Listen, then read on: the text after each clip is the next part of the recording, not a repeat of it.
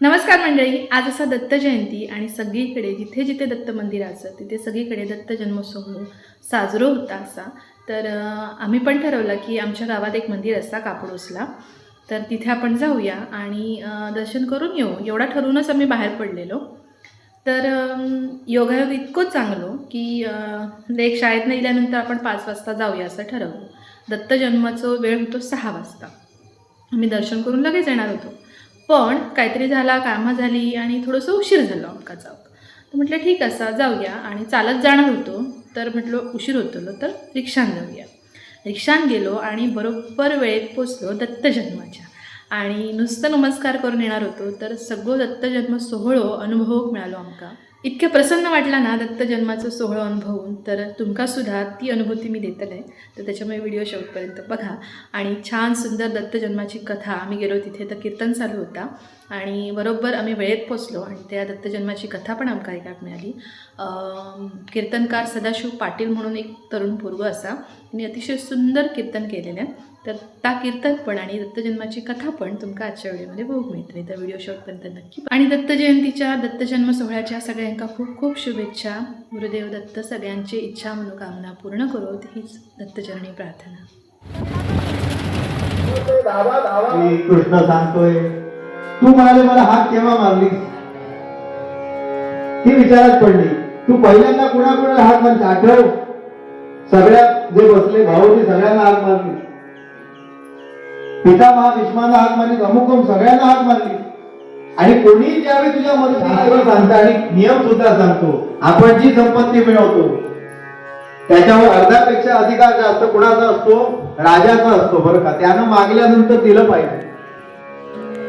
त्यामुळे सगळं सोनं दिलं, कृष्णाची तुलना होईना. त्यावेळी द्रौपदीनं सांगितलं, म्हणाले कृष्णाची तुलना करण्या एवढी मी मोठी नाही. आणि त्याची तुलना करण्यासाठी जे माझ्याकडून पाहिजे होतं तेवढं सगळं सोनं लोक घेऊन गेले. पारड्यामध्ये ती तुळशी ठेवली. बरोबर कृष्णाचं पारडं काय झालं? समसमान झालं, तुला झाली. एवढं सगळं सोनं म्हणजे काय आहे? तर अहंकार आहे, अभिमान आहे. मात्र ते तुलसीधर म्हणजे काय? तर प्रेमाचं, भक्तीचं प्रतीक आहे. भगवंतानं दाखवून दिलं. एका तुलसीधरानं गिरीधर प्रभू तुळीला, भगवंत तुळला. म्हणून भगवंत कशाचा भुकला? भक्तीचा भुकला. तो काय करतो?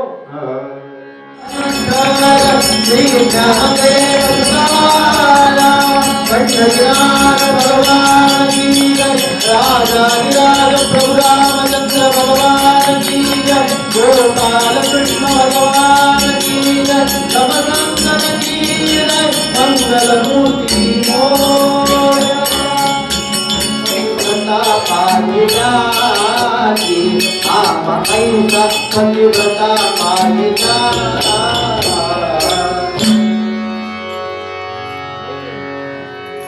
तिनेही देवीने विचारलं, म्हणजे नारदा तुझं त्रैलोक्यामध्ये भ्रमण असतं, त्रैलोक्यामध्ये भ्रमंती असते. तुला एक प्रश्न विचारायचा. या त्रैलोक्यामध्ये भ्रमंती करत असताना म्हणे फिरसी नारदा तिन्ही लोकी, आम्हा ऐशा पतिव्रता पाहिल्या. या त्रैलोक्यामध्ये फिरताना तुला आमच्या सारख्या पतिव्रता कुठे दिसल्या का?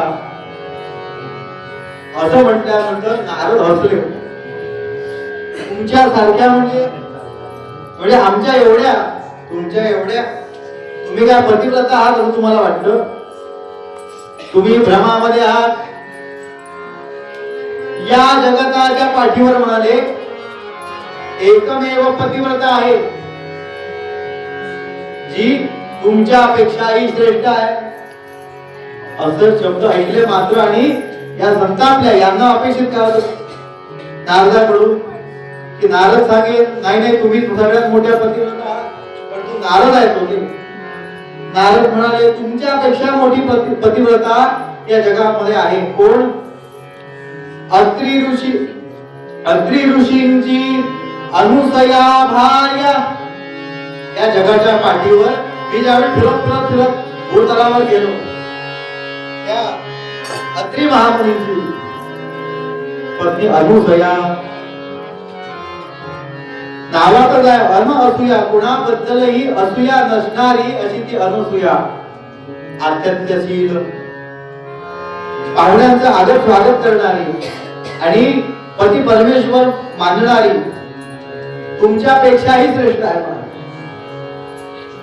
म्हटल्यानंतर तिन्ही देवी संतापल्या म्हणले आणि सावित्री सांगते, म्हणजे नारदांची आई सांगते, अरे म्हणे असं जर असेल तर तुला सुद्धा काय आहे, हे लज्जास्पद आहे.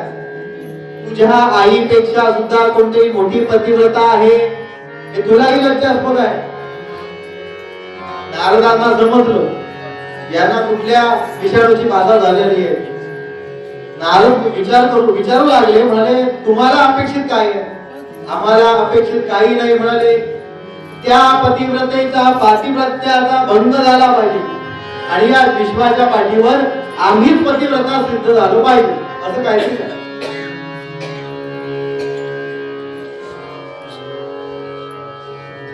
नारद म्हणाले हे भयानक काम दिसतं. आणि नारदांनी खूप विचार केला, सारखं नाटक केलं आणि सांगू लागला, आई म्हणे याच्यावर बाकी पर्याय काय, मी काहीच करू शकत नाही. हे काम करण्याचं सामर्थ्य फक्त तुमच्या पतिराजांमध्ये आहे. काय सांगा त्यांना, सत्वरी जावे अत्री भुवना, सत्वरी जावे अत्री भुवना, मागावे नग्न भोजना. तीनही देवांना तिथं पाठवा आणि अनसूयेकडून नग्न भोजन मागवा. असं केल्यानंतर तिचं पातिव्रत्य भंग होईल. देवी सुद्धा ठीक आहे म्हणाले आणि नारायण नारद निघून गेले. संध्याकाळी तीनही देवी गुपचूप बसलेल्या. देव आपलं कामगिरी आटपून आले. देवांना समजलं यांना काहीतरी पाहिजे आहे, नाहीतर या गप्प बसणार नाही. तीनही देव देवींना विचारतात, काय झालं काय झालं काय झालं. काहीच बोले ना हो तीनही देवी. आणि सरते शेवटी खूप नाटक केल्यासारखं दाखवलं आणि सगळा प्रकार सांगितला. तुम्हाला असं असं करायला जमत असेल तरच उद्या घरामध्ये परत यायचं. असं ऐकलं मात्र देवाकडे वेळ कमी होता. देवांनी लगेच काय केलं, तीनही देवांनी एक मीटिंग घेतली आणि तिघांनी आपला विषय सांगितला, असं असं आहे, काय करायचं. आता पर्याय नाही म्हणाले, गेलं पाहिजे. आणि त्यांनी मुहूर्त निवडला आणि भूतलावर प्रविष्ट झाले. भूतलावर प्रविष्ट झाल्याबरोबर शोधत शोधत शोधत त्या अरण्यामध्ये आले. अत्रिऋषींच्या चंद्रमुळी अशी अत्रि महामुनीची झोपडी होती आणि अत्रि मुनी नुकतेच स्नानासाठी संध्येकरता बाहेर गेले. एवढ्यात बाहेरून ओम भवती भिक्षां देहि आवाज ऐकला आणि अनुसूया माता बाहेर आले. तर तीन यती त्या ठिकाणी उभे आहेत आणि तीनही यती तेजपुत्र दिसतात. भवती भिक्षां देहि. आता ही आतमध्ये गेली बघायला तर नुकतं अन्न शिजत होतं. तीनही यतींना सांगितलं, महाराज बसा, अन्न झाल्याबरोबर मी तुम्हाला लगेच ते अर्पण करते. नाही म्हणाले, ते अन्न आम्हाला नको. तर काय कर, आम्हाला नग्न भोजन पाहिजे, वस्त्रविरहित. तसं बघायला गेलं तर इथं खूप प्रकार सांगितले जातात. काही लोक सांगतात ते नग्न मागितलं म्हणजे अग्नीशिवाय मागितलं. आणि दत्त जन्मामध्ये अशी कथा आहे की ज्यावेळी ती तीनही बाळं जन्माला आली त्यावेळी अनसूय मातेने त्यांना स्तनपान केलेले आहे. आता स्तनपान केलेलं जे दूध असतं किंवा गायीच्या आतड्यातून आईच्या स्तनातून आलेलं जे दूध असतं ते सुद्धा गरमच असतं ना. कारण शरीरामध्ये जो अग्नी आहे, अग्नी माझी जठराग्नी मावळी सांगतात. म्हणजे शरीरातून जरी ते बाहेर आलं तरी ते अग्नीनं बाधित झालेलं आहे. म्हणजे ते अग्नीशिवाय असा त्याचा अर्थ नाही. नग्न म्हणजे वासना विरहित असं भोजन मागितलं. ती सुद्धा पतिव्रता होती. तिला काय केलं, कमंडलू होता. कमंडलू मधलं पाणी घेतलं, पती चरणोदक आडूनी शिंपित, काय केलं हातामध्ये ते घेतलं आणि त्या देवांवर शिंपडलं मात्र. बरोबर तीनही देव लहान बाळ झाले आणि त्यांना तिघांनाही आपल्या हातामध्ये घेऊन ती आतमध्ये घरामध्ये आली. तेवढ्यात अत्री महामुनी आले आणि बघता तर काय आपल्याकडे लहान मुलांच्या रडण्याचा आवाज येतोय. विचारतात अत्री मुनी काय झालं, सगळा प्रकार सांगितला अनसूया मातेने. बरं म्हणाले. आणि एक दिवस झाला, 2 दिवस झाले, हिचं सत्व पाहायला ते गेलेले होते हे नाही देव. ते अजून घरी येईना म्हटल्यानंतर यांच्या पत्नी ज्या होत्या त्या कुळकुळ करू लागल्या. नारदाला बोलावलं, नारदाला सांगितलं. नारदाने पहिल्यांदा सांगितलं मला, मी तुम्हाला पहिल्यांदाच सांगितलं होतं मी जबाबदारी घेणार नाही, हे काम कोण करू शकतं, तुमचे पतिराजच करू शकतात. त्यामुळे काही पर्याय नाही, आता काय करावं. जा म्हणाले, तुम्हीच जा आणि तिथं जाऊन भेटा काय प्रकार झाला आहे तो पहा. आणि या तीनही देवी भगवंतांना शोधण्यासाठी भूतलावर आलेल्या आहेत.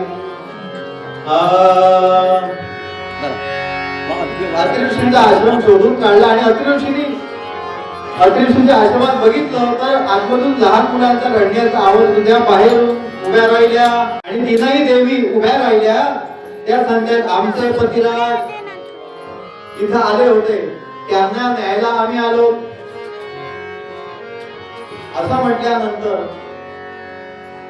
अनसूया माता सांगते सगळं ठीक आहे, तुमचे पतिराज होते सगळं ठीक आहे, परंतु म्हणाले आता ते या स्वरूपामध्ये. आणि त्यांनी ती तीनही बाळं आणून ती दाखवली.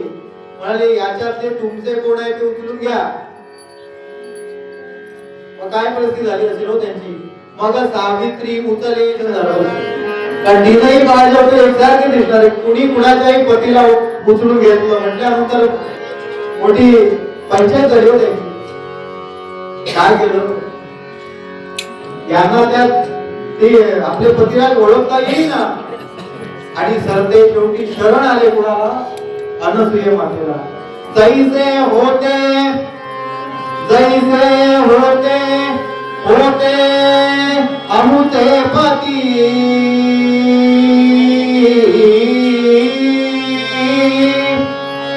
जैसे होते अमुते पती, आडून जावे शीघ्र गती, धन्य धन्य तुझी कीर्ती, सती माय अनुसया.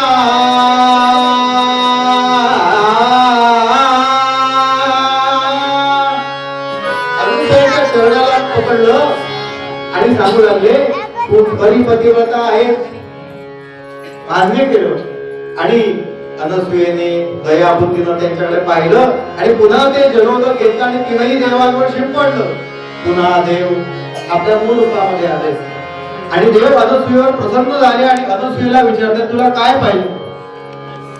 अनसूया माता सांगते ज्या रूपामध्ये तुम्ही माझ्या घरी आला तशाच रूपामध्ये तुमचा जन्म माझ्या उदरी व्हावा अशी इच्छा आहे. तीनही देवाने तथास्तु तथास्तु तथास्तु आशीर्वाद दिला. आणि भगवान गोपाल कृष्णाने सांगितल्याप्रमाणे मासा माझी मार्गशीर्ष,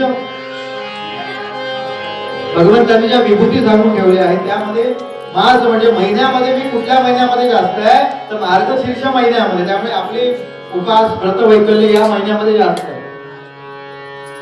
आणि आपल्या अनुसूया मातेला दिवस गेलेले आहेत आणि भगवंत गर्भामध्ये प्रविष्ट झालेले आहेत. आणि मार्गशीर्ष मासामध्ये पौर्णिमा मार्गे प्रदोष काले, मार्गे प्रदोष काले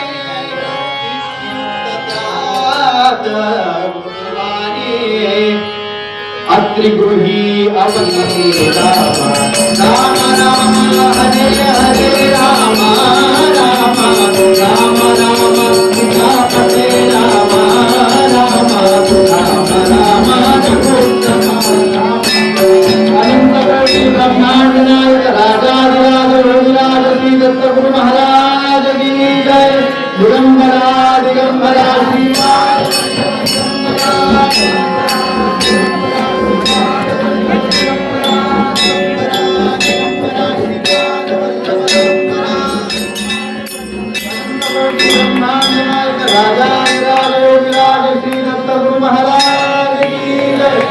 दत्तप्रभूंचा जन्म झालेला आहे आणि अनसुया माता आता भगवान दत्तात्रयाला नाणी घालते.